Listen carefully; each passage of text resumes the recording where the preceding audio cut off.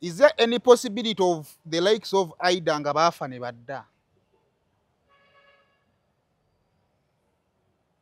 Kaluli oli asika kuboleda wakana. Ekibuzo kiweddeyo. Sivingi. The possibility is there.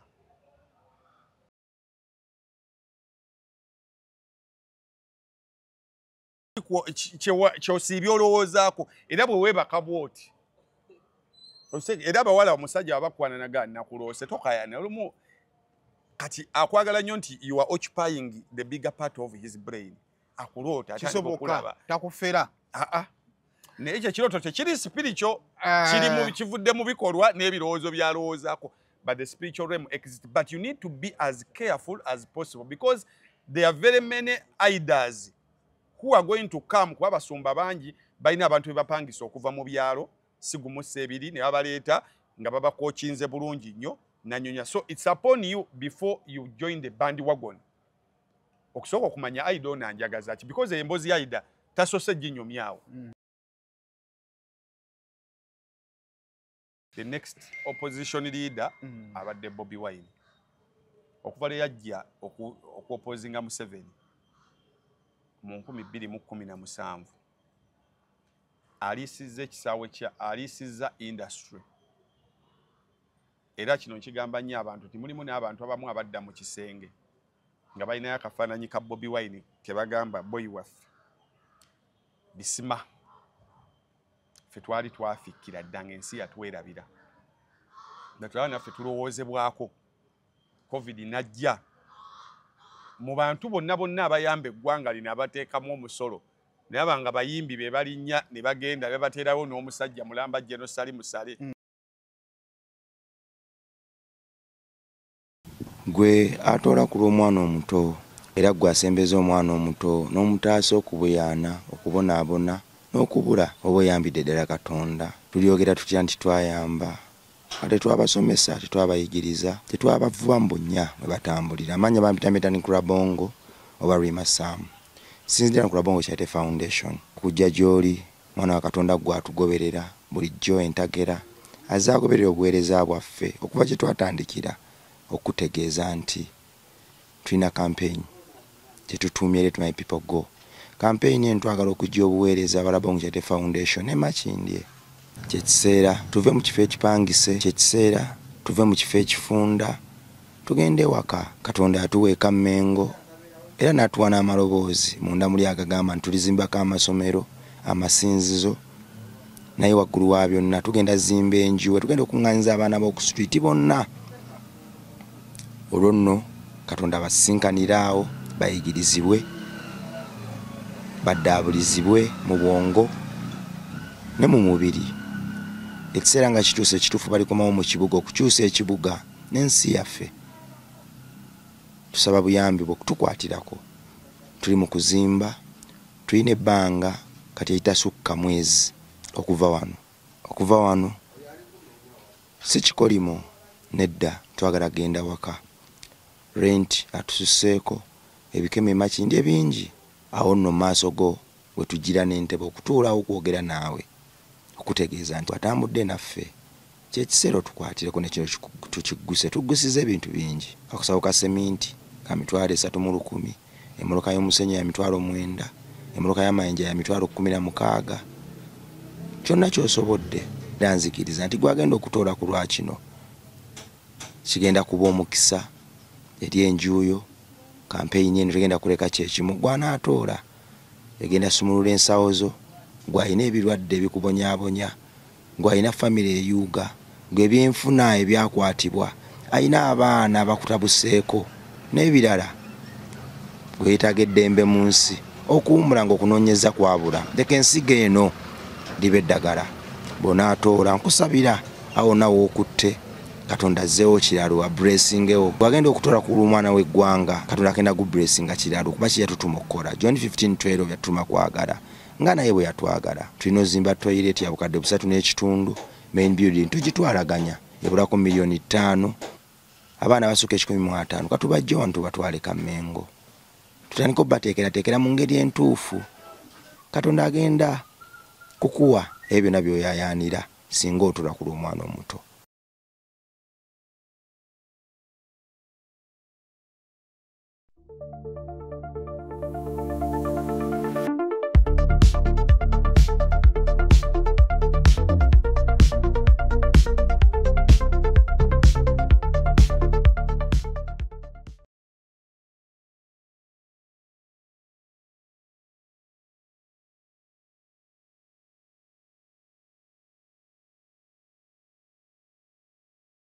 Kale kusema official njagala kukubuuzaako yonna gy'osinzira okubanga totulaba subscribinga ku mukutu guno okusobola okubanga tofuna videos ezifaanaganako bwe ziti yonna gy'owangalira mu bitundu by'ensi weebale kubanga ate kwoli. Ono bamuyita Muna Herbal Mouthwash. Balina complications mu mannyo, muhawunya,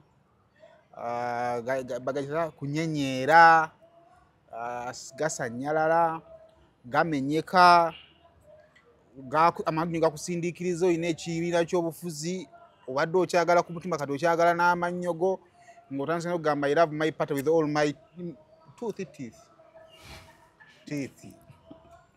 Muna Herbal Mouthwash ejja kuba nga akuyambako. Genda mu drug shops, genda mu supermarkets, genda mu pharmacies gyali abali bweru w'eggwanga osobola okutuma omuntu n'amukuleetera, oba genda mu outlets watuukira products z'Abannayuganda namwe ojja bonga musangamu. Clarion Integrated Logistics abo nno batambuza bintu babijja Dubai nga babireeta mu Uganda. Tutambuza okuva mu byamaguzi gw'omusuubuzaasuubula byonna omuwendo gwonna nga wogotika tukuleeta ne tusembayo ne ku item. Oyinza okuba olina akamuliko ng'oyagala kaweereza mwagalwawo katuuke ku birthday ng'oli Dubai, ffe tupaakingira ekimuli bulungi tujja kikuleetera. Kakati ekisembera ddala ky'oyinza olowoozaako buli kimu tukitikka. Kiba kijjira ku mazzi nnaku 18, ekiba kijjira ku nnyonyi kitambulira mu nnaku 3 kijja bbanga kituuse nawo tutange waawo. Truth Media Academy eriyo ssomero lyo. Tugenda maaso nga tuwandiisa abaana nabagamba nti oluvannyuma lwa myezi 3 tuba tuyingiza abaana kubanga tubasomesa emyezi 3 ne tubata ne bagenda.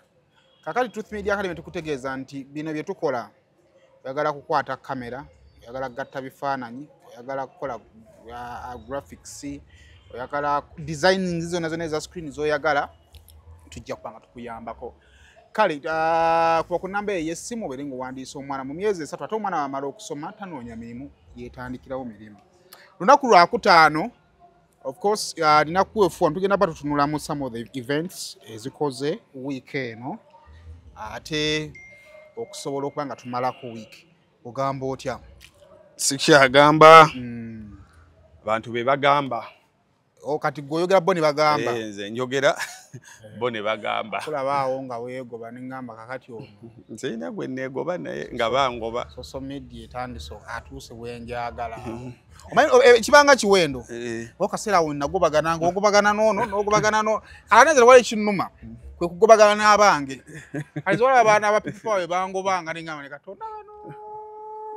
Ngamba yiridde omubiri ne we batamanyi nenga bakukuba. Nekiba kiwendo just time etuuka butuusi. Ate nekimanya nekisala omulundi gumu so wetuli mpola mpola mujebaleko mwebale kulaba Saimo official Dr. Kwefulukuta nkola ne CBS FM kati nadda ku macha olaba nsumagiro nkoonako twadda ku macha sawa 10 ninga mulina yaba babulira situmanyi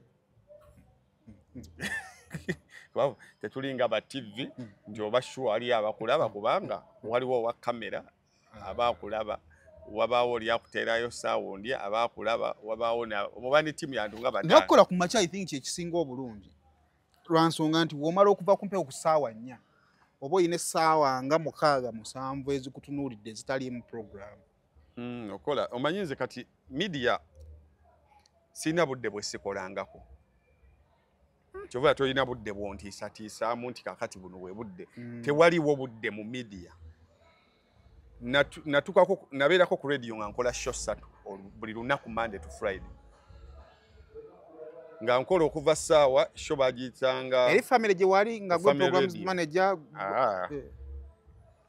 Genda maaso kikali wadde kyobadde. Ani yaliyo ku fembi.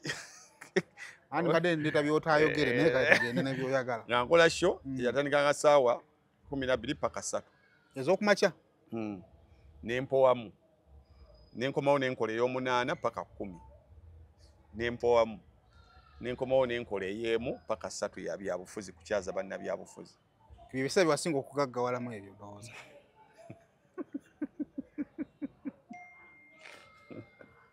Tofaayo kasita abaana naawe bazadde tobalina abaana ajja kubiraga emune balina kye baŋŋambye wano ogambe wamma kye nagamba kwefu kubanga kati awo naa buli kyo gye wakolanga kino nenye emitwalo nga 8 n'ogaggawa n'okakamala.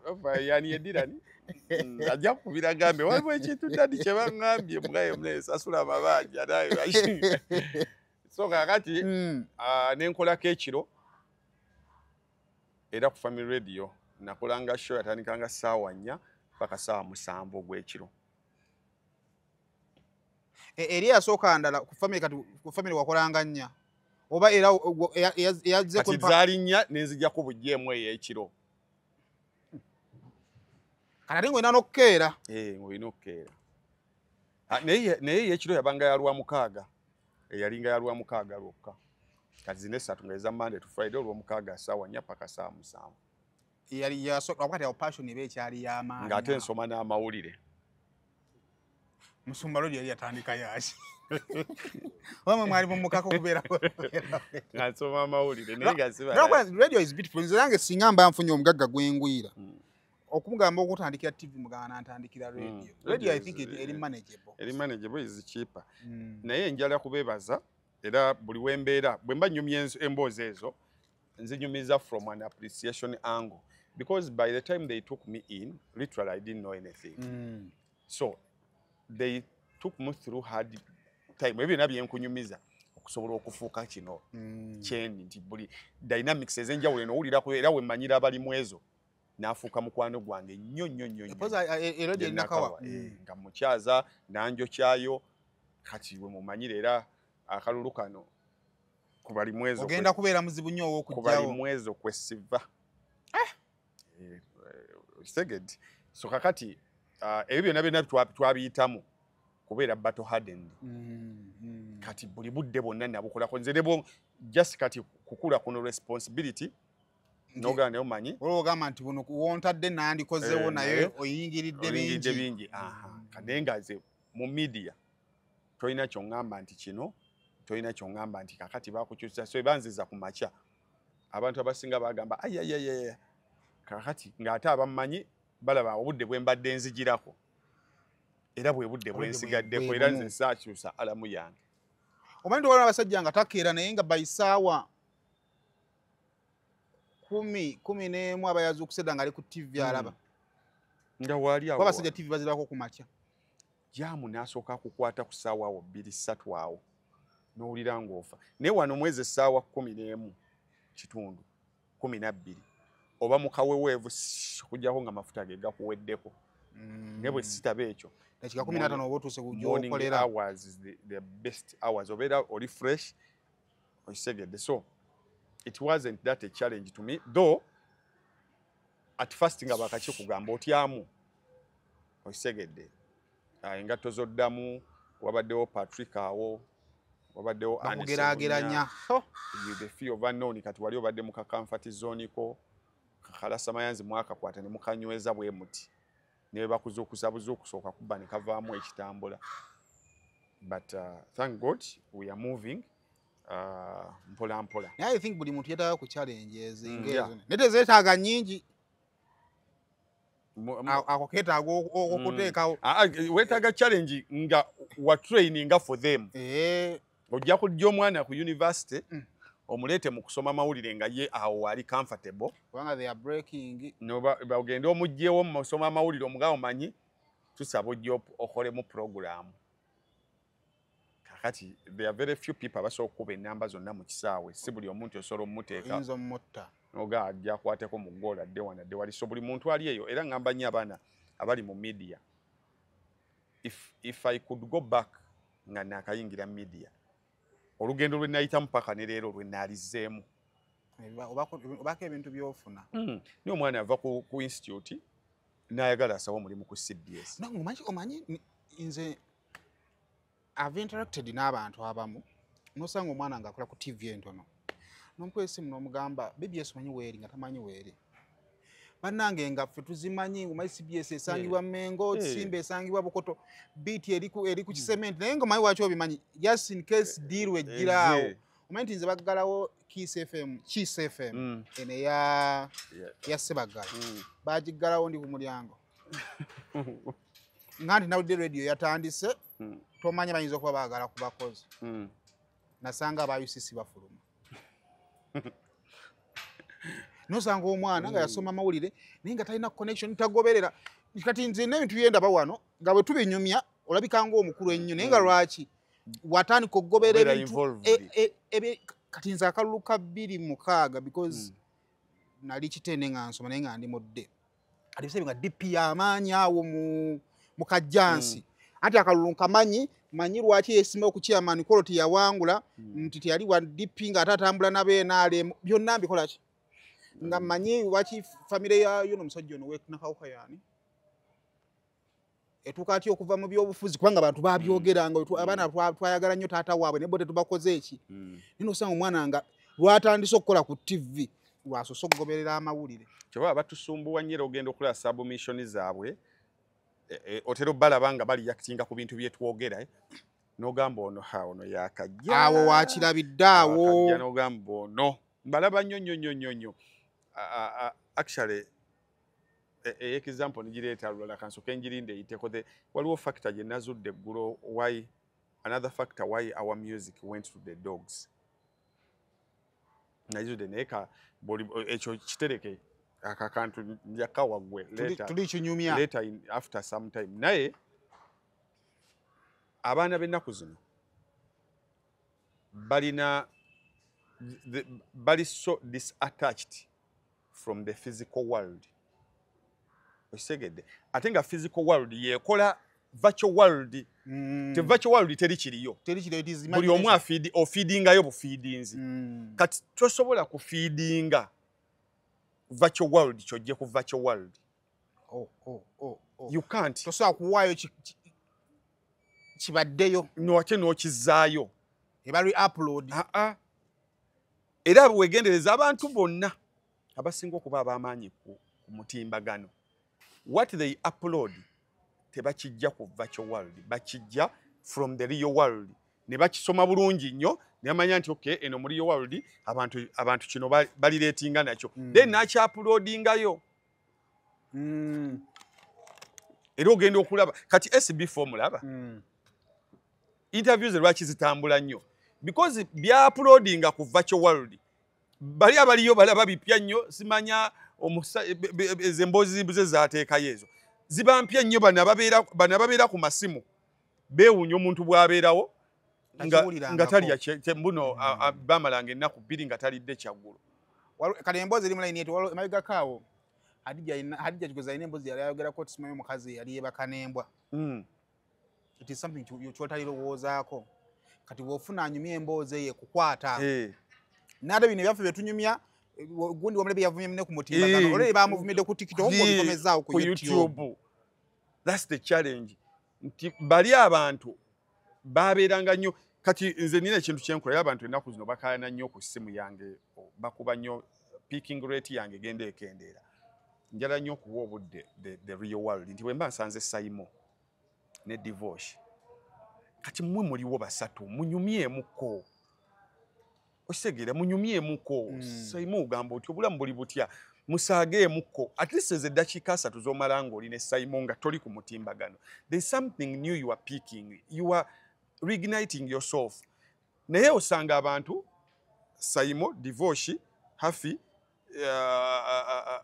batudde ne kwefu n'olumala okwebuza Saimo ogamba otya buli omu nakkirira bw'ati ne babeerawo kati kintu kino ekibabagula waliwo ekibwatusaawo kiki ekyo kyabwatuka egindi biki kale naye nga kyolaba ku ssimu kyekyo kyolaba buli kaseera you are just scrolling oli ku TikTok wagitaddeko bw'onyiga ka home emirundi gyonna olaba onoofunayo video empya yet there is this real world here gy'olina okusisinkana kakati real world eyo yejje kuzimba mpola mpola kyobula mulina abantu bemugoberera abantu balina abantu bebakyaza ne banyumya ebintu nze kunze sibiraba kuba bya bulijjo onsegede kati kazibwe kankwe example kazibwe kapoe kojjange yatajja kunyiga kazibwe nze bintu byanyumya era abantu bangamba nnyo kazibwe kojjaawo mukwataga lwaki tomukyaza muteeka olino mga kazi nze kazibwe bwe mukyaza simanyi na kiki tusobola kwogera because ebintu mwe byabanyumiza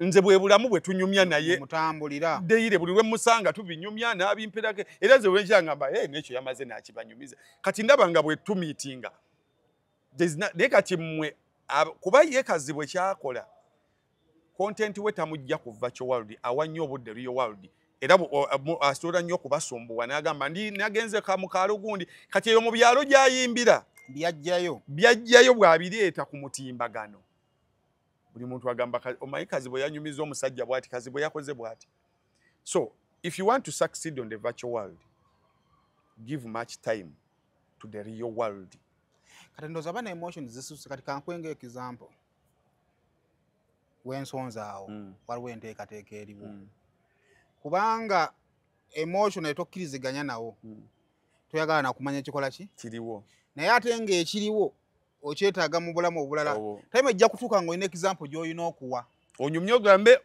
mu mwaka gwa 2025 kino kyekyaliwo naye kubanga ku olwo gwe wasalawo kati kankuleko teri muntu Bobi Wine ayinza okuba alina abatamwagala bangi naye Museveni yasinga kubanga onaakutte essaawa zino Museveni alina abatamwagala naye currently Bobi Wine yasinga naye Bobi Wine yasinga okumanya ebigenda maaso wa Museveni ne Museveni yasinga okumanya ebigenda maaso wa Bobi Wine asobole okubiteekerateekera amanye ki ekijja kakati gwe ne byotayagala nze bwe mbeera nga ntandise kusoma ku internet kuno nsoma n'ebintu byeseetaaga but somewhere somehow obeera onyumya ne kijja kuba kirina we kyesitowalinga ne kijja osangasanga amawulire awo n'okwata empapula z'amawulire n'ova ku muko ogusooka n'osomera abasanga empapula z'amawulire emmoloka yange bamanyi nvuga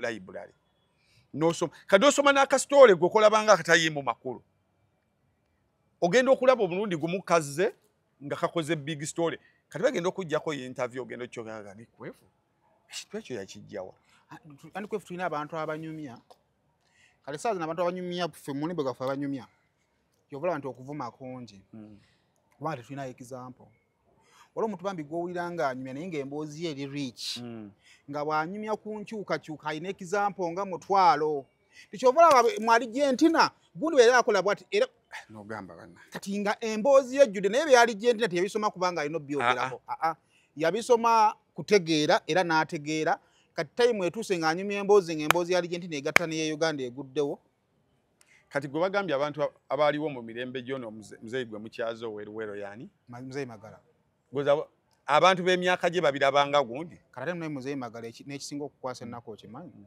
si mukulu anti si mukulu naye yamanya nnyo amanyi nnyo kuba omuntu atanayingira myaka 5 n'omuyita muzeeyi oba okola naye ffe tuli mu generation we tutuula wano ne tunyumya omuntu random n'akusanga oli n'agamba noonya Saima ali mu saati ya kalaki nga neyo detail togimanyi ninga obadde ne Saimo nekisaati gyayambadde togimanyi naye nga togyambadde togimanyi noga Saimo oba ali mu suuti oba ya bbulu kumba reflectinga ku by'olaba ku TV ng'olwairo si bye yayambadde ye generation gye tulimu nti omuntu abantu luli nali nina ekikomera mwe nali nensirikiza bwe nti neŋŋamba naye ensi eno nzibu nnyo manyi nti tutudde wano naye abasula muno tebamanyi basula muli ekisobokera ddala twambuka nakirowoozaako ko nga wempitira nga nyambuka nekama naye ebizibu tebimanyi nnyumba omanyi nti sisangako ndabirwamu nga mpita ku bantu bano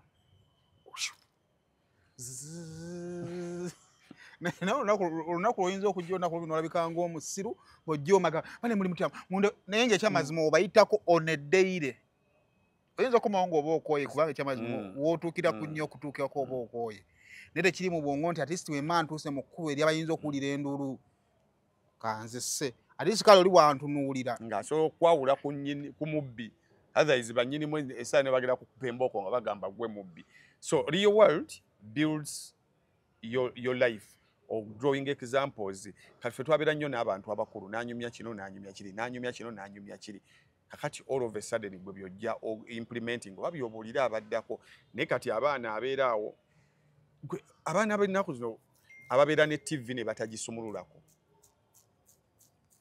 ababeera n'emmeeza ewaka neebeerawo nga talina nga tategedde lwaki emmeeza eyo etambula neffe obwongo bwalinga oba mmere gye balya oba there is something wrong with our love for oba kati mulimu abali mu mawulire nga bo bali mu rongo profession yatuuka ku university bamugamba nti obadde olinamu language nti nedda obadde olinamu economics economy bayinza okukuwa mass communication gendayo olabe tetwabeeranga mu ddomu ng'oli agamba amaddala nze omuntu abaana bwe basukka okundaba ku TV bagamba ffe twakimanya actually not TV ku stage kubanga kyalimu awo nga tuva njagala ompeyo spiritual perception because nani nkulabyeko kokane wabuuliranga musumba ali obuuliranga ngaki ndi mubuulizi wa njiri ali mubuulizi wa njiri ffe tukiwaddeko ebirowoozo mu ndaba yaffe kuba bitusesa bitwewuunyisa naye naawe njagala kuggwa asomyeko ku Bayibuli oyinza batogisomye naye ogisomyeko. Is there any possibility of the likes of Aida nga baafa ne badda? Kaluli oli aseka kuba olwenda awakana. Ekibuuzo kiweddeyo. Si bingi. The possibility is there. Kakati mu bulamu bw'ensi eno there is the unknown. Mu bulamu bw'ensi eno the spiritual world exists. So does the physical world. They exist. Now, banga lyonna spiritual world tebagitegeera. They just believe it. So kutegeera spiritual world you will never understand the spiritual world. You just believe it. That's why babayita ba believer ab'enzikiriza y'eddiini y'Obuyisiraamu. Saabagitegedde. Oli wanzikiriza ki? Ey'eddiini y'Obuyisiraamu. Ndi wanzikiriza y'eddiini y'Obukatuliki. Ndi wanzikiriza. Okitegeera? We are believers. Kakati ne bw'oligenda mu ddiini ya Buyisiraamu, ne bw'oligenda mu ddiini ki, waliwo ebintu nga tolibitegeera. Nga ne bw'oli byesibako kyobulaba nze sibeera nnyo mu ntalo za Katonda Musiraamu, Katonda Mulokole, Katonda Mukatuliki, ebyo tobi. Katuuti wanaani yawubwa. Era ebyo ebintu nabitunuliranga nga abantu baali bubeezi nga bali level of extremism zaali waggulu. Kati nga zasukka understanding and believing. Okisegedde. Now, tekijjaawo the fact that spiritual world engeri gyeri nti tetegeerwa tewaliwo bagimanipulatinga kusobola kubba bannaabwe. Era ensonga lwaki omuntu bw'ajja okubbira mu spiritual world yayanguyirwa because tosobola gitegeera. Kati kankuwa example. Omusumba w'e Kawaale yafa. Pastor Igabizaayo. I have my reservations for whatever he used to do. Era nga mbiraba bwe nti n'ogaba bannange. Kakati waliwo twali tunyumiza twali tudiscussinga about such prophets. Omusajja teyalidinamu. N'agamba bannange temwogera kuyiga. Ffenna baliwo ne tugamba mu bulamu bw'ensi ani alina asobola okubeerawo awo mu saakoozi zaffe ng'asooga nti mwoge. Nagamba nze yiga natwalayo sisita wange nga tumututte malwaliro gonna. Ye ng'agamba genuine leva ku bano be bapanga nga tumututteyo mu malwaliro, twamutwala mu malwaliro gonna. Pastor Yiga Simane tumutwala mu ofiisi ye n'amuteekako empeta yawona. Nange sisita wange Pastor Yiga yamulagula. Kakati Katonda enkola gy'akolamu ebintu bye tetegeerekeka.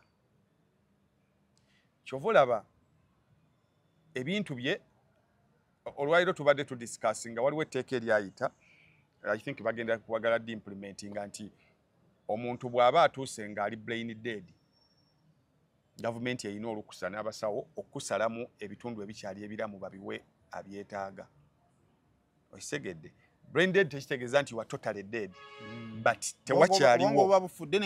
tewakyaliwo mukisa ukola ki budda and abantu abasinzo kiriyaktingako bagamba tumanyi tutya oba temugenda kutugabalamu. It is also a good debate. Wango so pronouncing omuntu ti ali brain dead nga mulamu. Yeah, because oyagala kujjamu ogenda otunde and the space between brain death and real death ntono nnyo. Nagamba buli muntu tulabyeko abantu buli muntu gwawaddeyo n'agaba ssebo ne bannyabo oyo tumutwale ne ku kijja batasobola kudda ngulu ne bamutwala n'amala nadda kabamutwala kusembeera kijja mu mulambo gukaluba okutambuza ebyo gikaluba. Example gye njokuwa genda owulize emboozi ya supercharger. Supercharger engeri gye bamutwalamu mu kyalo nga bagenda balamuza n'ebinaakola mu lumbeerwe ng'awulira. Ane habwe tunagenda tujja kwetaaga akawunga abantu bajja kujja abaani anaasimentana gundi egeyene mala bannaawe ne bamuha gundi matooke ga gundi kati olumbe netumuziikirawo batalina miti tunaafuna ekisike kinamala ennaku 3 ne bamuvuga ne bamutwala mu kyalo ne bwe yatuukayo sister we mu America bwe yali mu America oba Bungereza n'akuba essimu n'agamba onteera omulwadde ku ssimu nti tayogera nti mwe mumuteekeko n'amugamba nsubuga simanyi oba ononziramu oba tonziremu emboozi sijjukira exact wording naye the context was nzije Kampala mu weeks 2 okuva kati gwe byonna byokola kakasa nti nkusanga oli mulamu kakasa nti nkusanga oli mulamu ne bamujja ku ssimu. Supercharger ga ebigambo bye yabiwulira tamanyi bwe yafightinga abali bagenzo malayo yagamba afencha lero mukebirako nga akyassa aga mugira mulindako okuwaata lero mukebirako ewiki negwa wali ewiki eyokubiri sister we najja namuleetera eddagala natandika omuwa eddagala supercharger mu kibuga Kampala muno nebweru eggwanga ogugolingako mu gugolinge kati nenga bali bamututte nga aweddeyo kati ekyo kiri unexplainable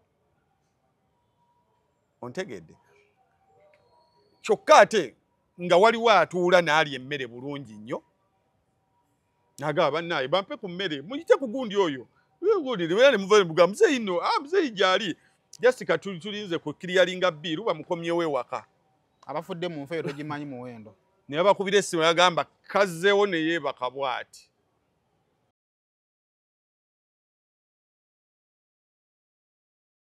Muna Herbal Mouthwash wegendereza agabbe obutakuguza bicupuli by'eddagala erigenda okukulaza n'okkuggyamu amannyo ng'eddagala ettuufu okugajjanjaba eryakakasibwa National Drug Authority weeriri mu pharmacy ne drug shops baliyita Muna Herbal Mouthwash era n'ewaka lye tusenyesa.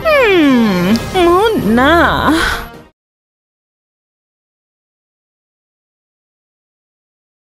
mu nsi ey'ennyambala n'enzikiriza we bikwataganira Hijab Nation ejaguza okwewaayo kw'abakyala abasiraamu mu by'ennyambala. Abakyala muli b'amaanyi mulina obusobozi muli balungi ate bakozi nnyo. Twegatteko olw'okugenda mu maaso n'ennyambala mu kulyowa emyoyo enkulaakulana n'okuzzaamu amaanyi mu by'obulamu. Jangu wezzeemu amaanyi ositule n'abalala tusanyukire wamu okoleeze omumuligo nga 23/8/2025 ku Thobani Center omwaliro ogwokubiri okuva ku ssaawa 6 ez'emisana okutuuka ku ssaawa 2 ez'akawungeezi. Okuyingira emitwalo 5 gyokka ne miliyoni 2 emmeeza ey'abantu 8. Jjukira buli nnusu eyamba. Hijab Nation, empowering Muslim women. Biwagidwa, Mimi's Glamour Palace, Right Now, Print Creations, E-Corp, Juice Sanctuary, Mami Gadgets, Flory Flower World, Jeje Sounds, Wamune Rashida Veils and Makeup.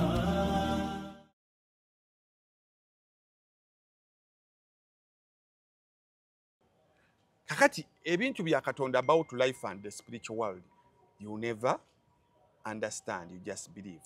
Kati ekya Aida, I'm not saying yagenda oba teyagenda, ekyo sikiinaako bukakafu. Because ebintu bingi nnyo byesobola kunnyonnyola ebibaddewo, nammwe eyo mu bulamu bwammwe ebibaddewo nga temusobola binnyonnyola. Ekizibu kya kiripu za Aida zaagudde mu audience nkyamu. Nalyoka nenfa. Wali munda nenziramu nenfa. Wali munda mu church wabinyumiza. They believe. Because bwe tuba tusoma ebitabo ebitukuvu, mulimu ebintu bingi bye tusoma mu Bible. Mu Bible mulimu omukazi amuyita Dorcas. Dorcas yafa. Dorcas bwafa, abantu be church ne bagamba tekijja kusoboka. Bakuye n'emizinga. Kononga gwa amaanyi. Abantu be church ne bagamba tekijja kusoboka. Ne bawandiikira Paulo. Yamugamba sebo byonna byoliko tusaba osooka okomewo oyogere ne Katonda Dorcas awone akomewo mu bulamu. Era ffe tumuzinze tulina we tumuwanise. Ne batandika ow'ensonga zaabwe. Engatto gye ndimu Dorcas ye yagintungira. Olugoye lw'ennyambadde Dorcas ye yalumpa. Ne bannyonnyola ebirungi Dorcas bye yakola. God brought back Dorcas. Ontegedde. Kakati ebintu bya Katonda, just ku social media we are a bunch of sarcastic people, including me. We are a bunch of sadists. We are a bunch of bandwagon followers. Ku social media omuntu asekera ne kyatandise ovala abantu omuntu akuva mu comment section singa okwata obudde n'ogenda bulungi mu box n'ogamba naye kyonvumye nga kino najagamba mbadde ensaaga. Aza ku post ki kuba bwedda nyina ekigambo kyange kyentambuza nga wensanga wenkiteeka. So kakati abajja clips ezo mu church ne bazireeta ku mutimbagano, bazisuula mu nsanafu ezitagoyinga beyond bo ekintu bakitwalanga bwe kizze. Ekino ekyoyogedde kina kiti kyekindeeseeko. Wawulirako ku bujulizi bwa Morris Mugisha? Ono WNTV. Morris Mugisha ali. Ye Mugisha kati yadda ku Sanyu. Agundi. Yalinga capital. Ono wa oyo. Owabi Mansoro. Wawulirako ku bujulizi bwe? Nabiwulira. Ani kati Katonda ataasa butaasa nga tewali kamera nnyo z'amaanyi. Anti obujulizi bwa Mugisha ne budda kati nakantu kenzikidde. Kuba Mugisha yawo obujulizi nga ntudde bwenti ng'ali awo. Era yagamba nti ffe twatuukira nga nsobola okubeerawo ne ngamba nti emmotoka egenda gwa Kabenje, nfune neevuga n'etuuka wali n'egwa Kabenje. Anti Mugisha yajja ku Omega awo okuwa obujulizi. Pastor Michael yamuwa obudde for almost 2 hours nga ffenna tuli bwe tuti. Yalina n'omuvubuka gwe yalinga akola ne bamuyita Alani Kasire, nakola nnyo naye ku Top Radio kati. Oba yali mu ludda wa Alani Kasire. Kati bw'obiwulira banyumya ebintu byabwe. Singa bikomawo essaawa zino. Enseko zisobola okutta. Muyinza okuseka ne mufiirawo ne mugamba Katonda atandise bya kisiru. Kakati kyekizibu kya spiritual world. Kyova nze spiritual world omusiraamu bw'ajja n'aŋŋamba ekintu. Nze nali mbulira enjiri. Church yaffe bagita church ye nabeerangamu bagiyitanga Riverside Church eri Lungujjaawo. Twalina ettabi enankuwadde. By then sinayingira bintu bya radio. Omusajja najja n'aŋŋamba gw'ogenda kubeera w'amaanyi ng'omanyiddwa abantu bangi. Nali ntudde butuuza n'aŋŋamba gw'ogenda kubeera w'amaanyi ng'omanyiddwa abantu bangi. Ngamba emme ng'ebiseera ebyo bwe nkunnyonnyola bwe nnali naawe kennyini wali ojja kuseka. Ng'amaanyi tolina woogalaba kuleka mu mikono. But recently kyakomawo bukomi wano wenkoledde just one tweet n'ekyankalanya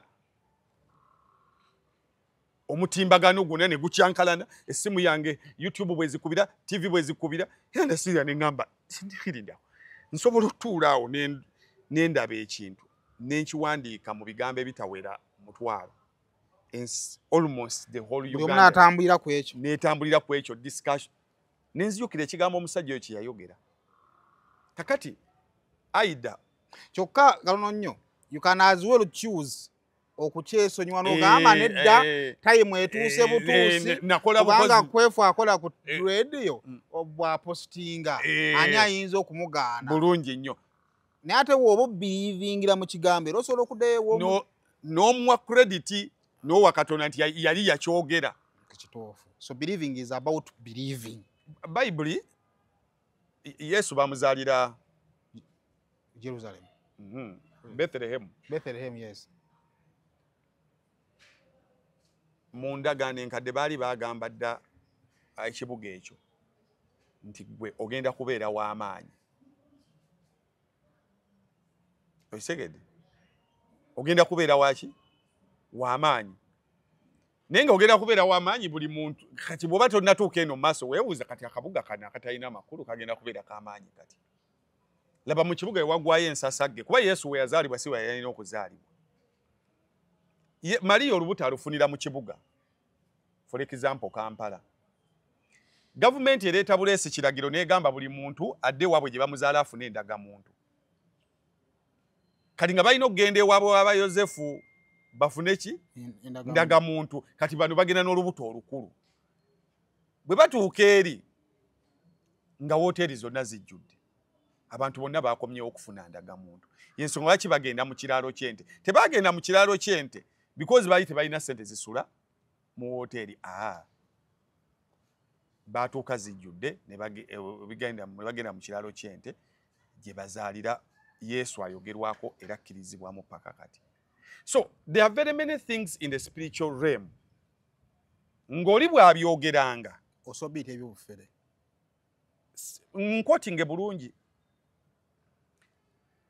bantu bangi ababibbiddemu ayaguri bangi abanyumya ebintu byabwe kiva Bayibuli egamba tubeere bagezigezi ng'obwana bwaki bw'emisota osirikirira bw'oti oli n'ayogera ekigambo kye n'oddayo n'oyogeramu ne Katonda wo bwe kiba nga kirina enkyukakyuka gye kirina okukola ki okutuusaako nti oli agambye Mukama andaga ogenda kutunda ennyumba yo mpe ssente ezo zonna tukole kino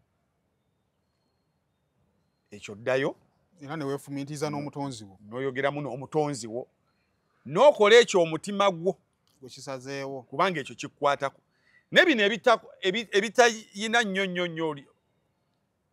you believe n'ogamba emme n'ogenda mu maaso kakati Aida yanyumiza emboozi ye tetuyina lupimo lwe tuligipimirako kumanya oba ntuufu oba nkyamu kubanga naffenna mu bulamu bw'ensi eno bintu bingi ebitutuuseeko n'ewammwe kati ng'ovudde mu Christian spiritual realm tugende mu traditional spiritual realm traditionally there are very many things that happen nga tebinnyonnyolwa mu bika byaffe eyo gye tubeera nga tebinnyonnyolwa omuntu n'ava buvi eno kibuga nga kimutabuseeko ne bamugamba naye taata wo omumanyi nakugamba taata wange maama teyamundaga tamuga agende wa maama wo akulage taata wo obulamu bugenda kukutereerera n'addayo n'amukanda maama ndaga ne bamulaga taata wo mutuufu n'agenda bugenzi n'amulabako n'amanya nti ono ye taata wange n'amukwata mu ngalo n'amufukamira n'amugambira adde taata n'amunnyonnyolamu awo bo yagenda okudda e Kampala kati ekyo kinnyonnyolwa kitya in a business realm tusobola kati kitegeeza nti akkiririzaamu mu ekyo waliwo emboozi bagiŋŋamba ate ng'eri ku mutwalo kirozimu manya abantu ababadde nga mulema nga ki omuntu waba teyeyagalidde mu bulamu bwe completely mu bulamu ate aba wattabu spiritually kubanga physically wano kyovula nti bayitira tebadda almost yakola accomplishment ze zonna spirit n'omubiri naye ate omulema ayinza oba yali ayagala okussa mu mpira n'omugulu nga temukola ki tegumuganya mbu abaako ne dimandi zize n'aziba buzibu gwe bamubbulamu mumwa mbu nga bagira ngo lyagamba mugende w'omukadde olinga omukadde abagamba mugambe abaasigaddeyo mwe temuvaawo wa mugambe abaasigaddeyo bateeke ekijjo bakiteeke emabega w'oluggi by morning ng'ow'omumwa ayogera teri amanyi engeri gyekinnyonnyolwamu teyanaaba ku ddagala teyakola ki kati kiri kyekidda ku kiri nti believing omanye emboozi ezinyumiddwa kayanja kakabaka buli muntu pasa Serwaddalo yakola okusaba awo yanyumya emboozi ey'omukyalo omubuulizi w'enjiri eyabuulira enjiri alina emboozi gye yanyumya awo nga bw'ogiwulira ng'ekonnekitinga nga bw'ogiwulira ekonnekitinga pasita Kayanja bwe yabadde anyumya eyo ey'ebbumba kandi wabulira ne Katikkiro ayiseewo bw'awulira bwe yanyumya ey'ebbumba yayita n'okukyano yaffe yakyama badde ali bize naye kwenagaye tekijja soboka akoze bw'ati n'agamba emirimu ngiraba semu official y'amaanyi bw'owulira ey'emboozi y'ebbumba it also adds up kati kiri gy'oli bye bogambye obikkiririzaamu bulungi so abantu abali ku mutimbagano don't follow the bandwagon nze emboozi ya Ida si gye nsoose okuwulira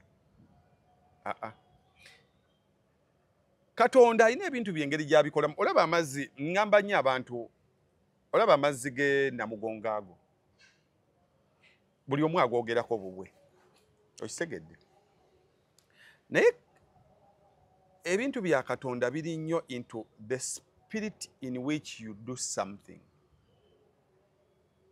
okitegedde mutima mwokoledde the spirit in which you do something ne bwotta muntu kyovulaba ebyoku Bayibuli egayo ebyokunsi bikuyigiriza ebyomuggulu ku nsi kuno ki ekyawula mada ku manslaughter mada oba ogenderedde manslaughter oba togenderedde so the spirit in which you did omuntu oli yafiiridde mu mutima ki neekanze ne mufumita ekiso oba wamusse naye tosobola kwekanga n'omufumita biso 5 bwe neekanze ne mufumita ekisooka ne mufumita ekyokubiri ne mufumita ekyokusatu ne mufumita ekyokuna bagamba tekisoboka omutima muwakikoledde muwamufumite gwabadde gwagala afiire eddala so Katonda akutunuulira bw'ati n'alaba olugendo lw'otambudde from Gulu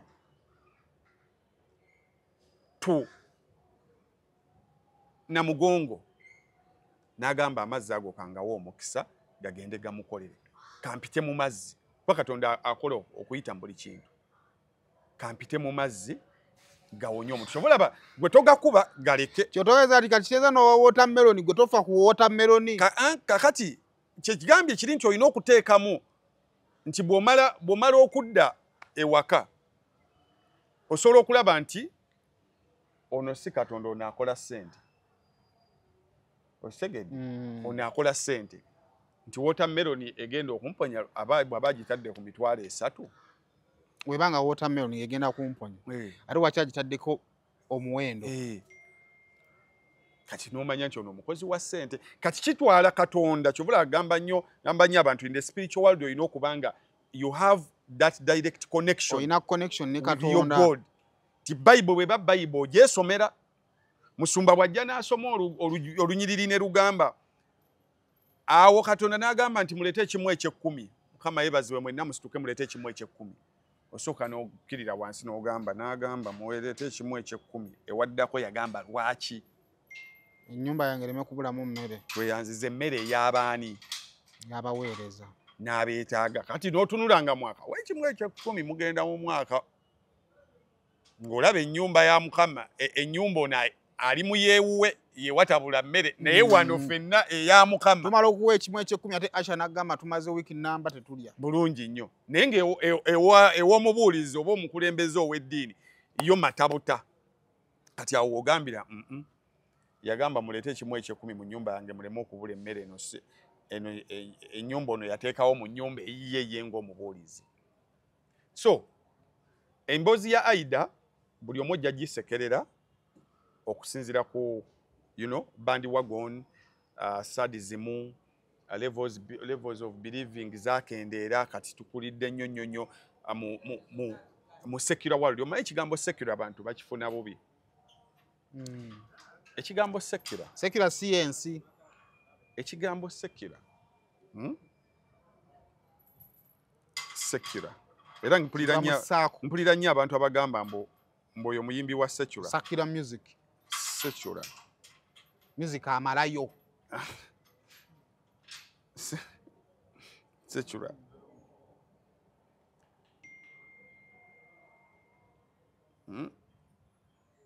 Kakati secular things are not religious. Anything not affiliated with the church or faith can be called secular. Non-religious people can be called atheists or agnostics. But to describe things, activities, anything that is anti-religious is something secular. Kakati waliwo omuyimbi wa gospel gwe nalinga twali tunyumya naye nangamba omanyi kati abayimbi ba secular ne mugamba mpaayo for example nampa Chameleone ne mugamba Chameleone kwata katalogo ye yonna yonna ombulire where is the secular in his music. Ye ng'omuntu asobola okuba secular. Ontegedde wano no munkwate bulungi ng'alina ebintu byakoza oluusi n'owulira ng'alina mu kwogera alina ebigambo byafulumizaawo ne mu bikolwa, but his music katupakase eyo njiri nnamba. Bw'okkirira mu nnyimba za Kamiiri ojja kugenda okulaba nga zeetaaga. Omanyi nti nno obulokole nga bwakajja baali bagoba kadongo kamu. Era Pastor Kigando yawaako example n'agamba ye we yabeerera mu kyalo yawulirizanga nnyo Basudde ng'alina ne teepu ze zonna. Bw'alokoka ne bamugamba oyo music si wa balokole. Era music oyo n'aleeta teepu ezo ne bazirikodingako enjiri. But bw'oddayo n'owuliriza ennyimba za Basudde. Basudde alina oluyimba baluyita obwavu. Olwo lwetaaga kuba mu buli kyaki. Olw'obwavu. Basudde alina mukyala Mugerwa. Olwo lwetaaga kuba mu buli conference y'abafumbo. Tutegeeragana nti ebigambo ebimu tubikozesa bubi. People, the packaging, abaleeta message eyo, kati bano abawemula boyinza okugamba nti oyo ayimba secular music. Kuba there is no religious circle mwasobola kujja bwawemula. N'abaana bayimba obuyimba bw'omukwano. We have songs full of love. Olwa love n'olaba ng'olwa secular kyokka nga musiiba mukubiriza abavubuka okufumbirwa n'okufumbirwa.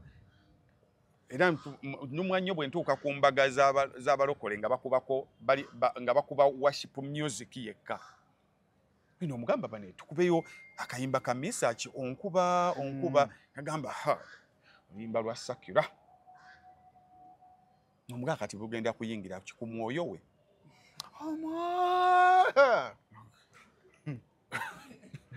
Ontege waliwo omwana yabagwirako n'aleeta akayimba ako Ebeneza atujje wala Joy Tendo. Kakati it's about engeri gye tutegeeramu kati ebiseera ebyo bambi bapasa Kiganda ebalekokera extremism yali wala nnyo, but olwaleero ajja kukanya nange nti Basudde has more gospel music. Oyo yena gospel. Chameleone gospel, Bobby Wine mulimu zosobola okutoolamu ne Chameleone mulimu efew zosobola okutoolamu, but ennyimba zaabwe zonna ezisinga ne Bebe Cool alina waawo kuusi.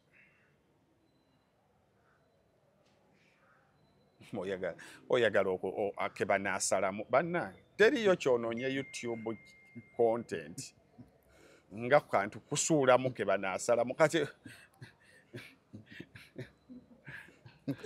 Gala ina ntuyo zange. Yeah, it's one of olaba zino ntuyo zange masterpiece. Era ine yawandika oluyimba olwo. You put down some good lyrics up there. Kakati tuddeyo mu spiritual world. Bino byonna nkunnyonnyola nti Aida muwulirize. Bw'omala okuwuliriza Aida, genda mu end result y'emboozi ya Aida. Emboozi ya Aida Eggwera wa agezaako communicatinga ki? A communicatinga humanity. Nti muggulu eri waliyo kino, waliyo kiri, waliyo kino. Mu mboozi ye yonna akulaga nti ebintu by'okusi, there is life after here. And to be in that life, you need to be as clean as possible. Aida ye argument ye. Era emboozi ye singa eggwa ng'agamba kakati naawe okuzaayo mu ggulu tujja kusisinkana ku kyaki bweti ompeeyo ssente bweziti. Oyinayo waakiwulidde? Byonna byonna bw'omala obbikuŋŋaanya. twawulidde nnyo kali akamata agava mu Yesu. Ebyo byonna ojja biwulira. Omanyi Bayibuli eri bweti n'enzikiriza ziri bweziti. Kyonoonyaamu kyofuna. Gwe kyeweetaaga. Kyowulira nga kyonoonya mu Bayibuli oba mu Kuruhani ky'ojja okufuna. Mu Bayibuli mulimu olugiriri, ndugamba nnyo abantu. Sayima osobola okujja ewange n'enkumma emmere nga nsinzira mu Bayibuli. Yesebo ojja bulungi nnyo ewange n'otuula awo. Nenzijula emmere yange n'entandika okulya nga wooli awo. Nendusoma ne ŋŋamba Bayibuli egamba ataakole N'okulya nga taalyenga. wakoze ekyo okuva lwe wazze wano. Wangi taata. Nti okuva lwe wazze wano. Wankoledde ki mukulu? Okujjako okulaba TV yange. Kati kkiriza ndye nga bw'omira. Bulungi nnyo era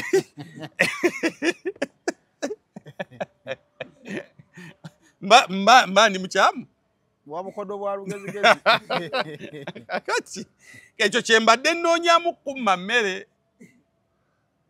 Naye ate Bayibuli egamba we are our brothers keepers. Bw'oba ozze n'ensomera olunyiriri bwe najja nga nsiina ngoye temwannyambaza. Bwe najja ng'enjala ennuma temwampa mmere. Bwe najja kali ebyo byonna bw'omala obbisoma olw'okuba kati omutima gwe gwagala kugaba.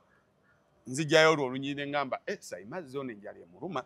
Ayinza okuba ajjiddemu Yesu yennyini ng'agamba bwe najjewo nga tolina mmere wannyima emmere. Ku lunyiriri kakati omuntu era nze waliwo enjiri gye mpulira ne mmanyi ono omusumba gye biggwera ayagala ssente. Waliwo ennyiriri oli zaasoma ne mpulira waazitandikire ne waazikomya ne mmanyi ono. Kale onaagoba ssente. Onaagoba ssente. Kakati ebintu bya Bayibuli abantu abakwata clips ezo ddayo gye baatadde vidiyo eyo nga nnamba. Aida akunnyonnyola ebintu bye. There are very many things bye tufuna mu birooto. Ffenna Sayimu wali olooseko ekirooto ne kituukirira. Nze sisita wange yafa. Naye ngabulayo omwezi gumu watandika yali mulwadde naye waatabukira. Nali nakiraba wennyini in the same place. Kati surprising I used the same words nakozesa mu kirooto nagamba maama omwana era niwo nakigamba maama omwana in the same place we yali yebase wennyini. Kati ekyo bakinnyonnyola bati. But maybe saakyogera kuba nali nange nali muto. Naye kati bwenzo leeta nenkijjuka nengamba nti anon because ate awo yeebakanga baali bakyusiza bukyusa nti engeri gyali mulwadde aveeyo mu kisenge abeera wano tukola ki bwe tumulabira. Bala nakiraba. Kati ekyo bw'okinnyonnyola omuntu era wali wagala Sayimu banna alimba kati. Naye teweerabira ekyo kisobola okubaayo in the spiritual realm.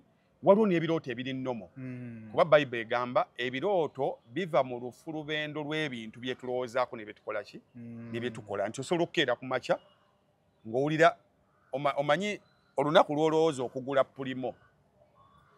Sayimu nkusiba okuba nti bwewavuze n'oveewo paka wano walabye ku pulimo. Because si gy'ovuga era togyagala. Naye olunaku lw'okeera ku makya n'ogamba nguleyo ka pulimo kaccano. Otandika Muganda wange n'olaba ate nga kamakinga ne mu byoyagala okukakozesa. Ani zo nagulira kakalawumu ngenda okulaba nga abavubuka ssebo bonna be bavuga netandika okugaininga confidence siza nange siri mabega nnyo naye nga wali tekaalimu nenda okulaba nga ssebo abavubuka bakavuga netandika okwewuliranga nange kigeza tewali agenda kunsegeera kati ne bwoddayo olw'okuba kyekiri ku kyosiibye olowoozaako era bwe weebaka bwoti era abawala omusajja abakwananaga nakuloose tokayana olumu kati akwagala nnyo nti you are occupying the bigger part of his brain akuloota kisoboka takufera naye ekyo ekirooto tekiri spiritual kivudde mu bikolwa n'ebirowoozo byalowoozaako but the spiritual realm exists but you need to be as careful as possible because there are very many idols who are going to come kuba abasumba bangi balina abantu be bapangisa okuva mu byalo sigumusa ebiri ne babaleeta nga babakokinze bulungi nnyo nanyonya so it's upon you before you join the bandwagon okusooka okumanya idol nanjagaza ki because embozi ya ida tasose ginyomyawo abawangadde naye abadde nga abinyumi so believing kintu kikulu nnyo naye lwakuba ku mutimbagano kuno nkuliko abantu ab'enjawulo ensi be yakuba akubedda abasadisiti kati buli kintu kati bo bakifudde komiko hawo omwana yamugase asa shots kati ate bw'ogwa mu asa shots n'ogwa mu deno n'ogwa mu gundi mu sesabati bagenda okwetolooza bati nga they have bastardized everything nalo kyalina makulu g'okola bulungi nnyo kale ndowooza nayadde ndowooza kwefa mpadde ki oba edda ango gye ndowoozaako naye omanyi waliwo ebiseera ebisinga bwobanga olina ekirowoozo kyo naye actually ebirowoozo ebituufu tebikyalina kifo ku social media ddala mu kaseera nga waliwo ekirowoozo ekiyise ekisooka abantu batya opposition bulungi nti omuntu n'alabika nti nze ngende njogere bampiseemu eggaali kati ffe nga bakola interviews ejjaggaba kimujja n'ofuna omuntu n'omugamba nyala twogere ku kino n'akuwa opinion ye off camera masavu n'omulaba ng'otaddeko kamera bwagattagatta kati ebirowoozo ebituufu tebikyajja ku kamera lwansonga nti abantu batya kubeera in opposition n'abantu kati ebintu byayido biraba buli muntu byewunzise biti buli muntu akusuubirwa kwongera kumusesa era oli ajja kugamba ne Simon omuntu obuvunaanyizibwa otandika ty okuprotectinga omufere bwe twagala kweyonoona so abantu twagala nnyo okutambula n'ensi kyekola ki original still exists but wherever there is original there is duplicate so kakati it's upon you okubanga omutwe gwo gukola bulungi nnyo mu ddiini y'Obuyisiraamu gyebiri bamaseeka abatuufu neera mulimu n'abafere mu Bukatuliki buli wamu obufere weeyongere kati olina okuba nga owuliriza nnyo notagenda na bandi wagona kale nze tanya okuadvisinga abantu nti baako spiritual life gyonnyikiramu weba ya bwakatonda ginnyikiremu oba tokkiriza mu bwakatonda nnyikiramu eri eyabajjaji so that omuyembe we gukugwa mu maaso okyusa n'oli omuntu ng'oli awo tolina watuufu ogwa tosamira tosaala togendako mu tolina kali kyaki gy'ogendamu kati gw'oli awo oli kitengejja kale kati nga tumaliriza Nuupu ewezezza emyaka 5 bwe tutunuulira Nuupu abali ennyo in the entertainment world tulowooza nti is our babe of a sort because the proprietor comes from us. Of course, the biggest dream is bukulembeze. But along the way nga tutambula tubamu bye twachievinga. Nali ne muzei kaziwe kapone tujja ne twanalizing n'abaako be yampadde side zeeyo. Endowooza nti nakufuna tunatunula koko. Omukulu tumufunyeemu oba tuteeketeekeyo omulenzi waffe omulala gwe twasooka okusindika wadde tannatwata kiri kye twagala tetulina kye twamufunyeemu.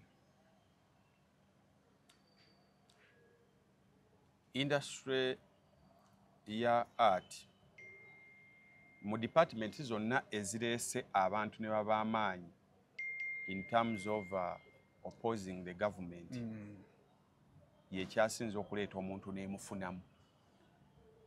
Sokosoko ombreakingireko ng'ova mabega bategeere bulungi.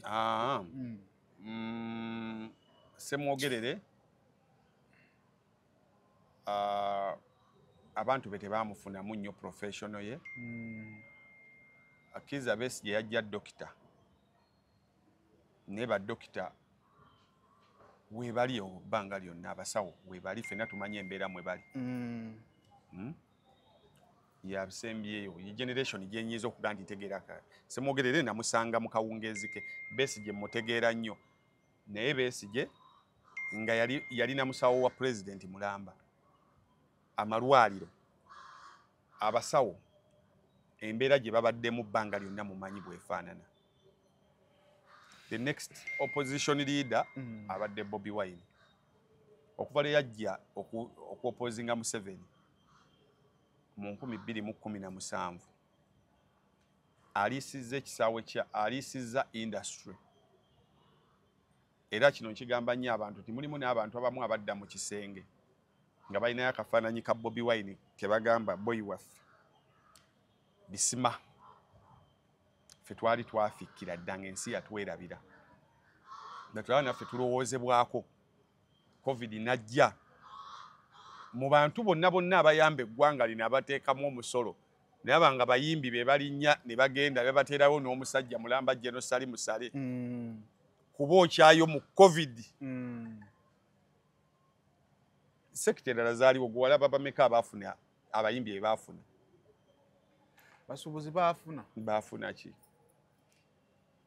abayimbi baabaliisa mu covid ne tuva mu covid ne tutandika abamu bafuuse ba presidential advisor abamu kugamba elevation n'omuyimbi essaawa zino bw'ogamba nti ndi muyimbi kiwulirwa luli bali awo nga tebabafaako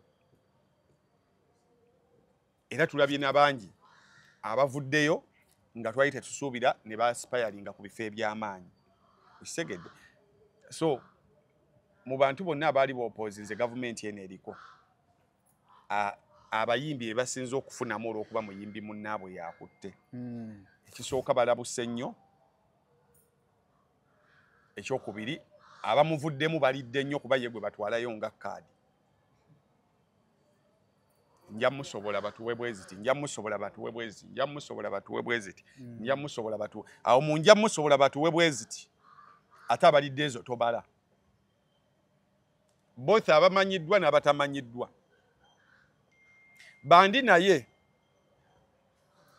bandi naye sijja kuzijja eri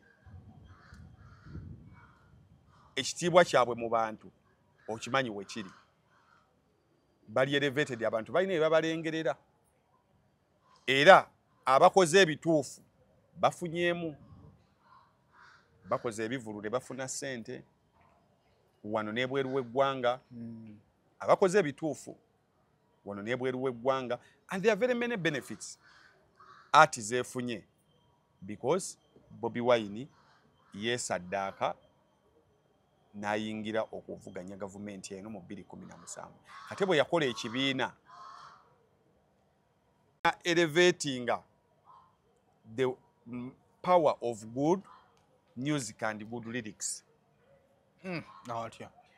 anti buli muntu akugamba ntandike nange okuyimba ebintu ebyamakulu tomanya maaso wali ofuukirawo w'amaanyi nga music wotasobola baddayo kuwona engeri gy'abadde atambulamu agamba era omuntu n'atuyamba okutuwa bargaining factor ng'olina bw'okuba abafulumya music ow'ekisirusiru awemmula nti bw'onaawe mulo n'asobola otya okuvuganya kwono yakola bw'ati okisegedde lolo nsoka opposing kwata n'osembera eri musana abantu ne baddamu ne beekubamu ttooki okisegedde so benefits zibaddewo mu art omudongo kati omuyimbi kati bw'ayogerwa awulirwa ku njuyi zonna ne baba wa federation eyo federation teyajja nti nno mbu babaagala nnyo yajja lwakuba tebaagala beegatta eno ebibawadde ebifo mu nda eyo abamu babibawadde kuba bawemula Bobi Wine abamu babibawadde kubanga balekerawo okwogera ebintu ebyogerwa Bobi Wine kati abo nabo ne baba nga bafunyeemu bwe batyo era bali bulungi tebalina we bayimba ne bali bulungi waliwo kati abatandise okuyimba kampeyini bwe mutaabayite mune bajja kusala badde eri Tutegeeragana.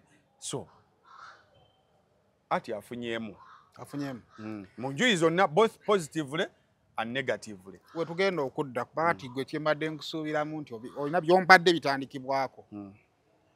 Kuleka simanyi bannina kinyinza okugattako awo recognition y'abayimbi for the first time abayimbi bafuna advisor awabula omukulembeze w'eggwanga nga awabula mu layini yaabwe.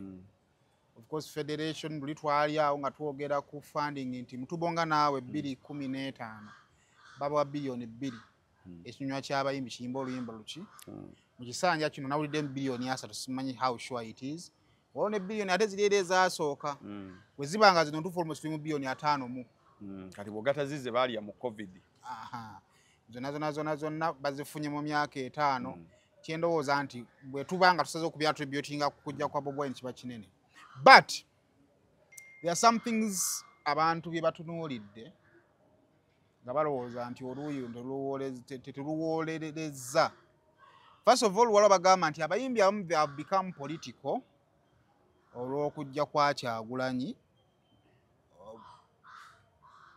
Balinga abalabaga nti ono bwe yajja n'akyuzinga sayidi y'ebyobufuzi bye yajjamu n'ekibiina kye yajja nakyo kiringa ng'ekyayagala okufuuka automatic nti nga bw'ali omuyimbi buli muyimbi alina omukola ki omuwagira ne gufuuka musango eri abo abaagaana okusayidinga nabo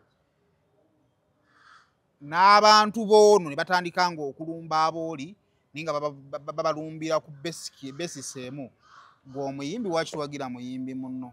That is one of the things mu entertainment abantu singa kibasinga kibogeddeko. Ante challenge we yali abantu balema okwawula ebintu bibiri. Balema okwawula Kyagulanyi n'ensonga za Kyagulanyi ze yayimirirako. Muganda wange bakulu mpaji. Oisegedde. Tukoleke. Tulina okugenda ku gundi. Daniela.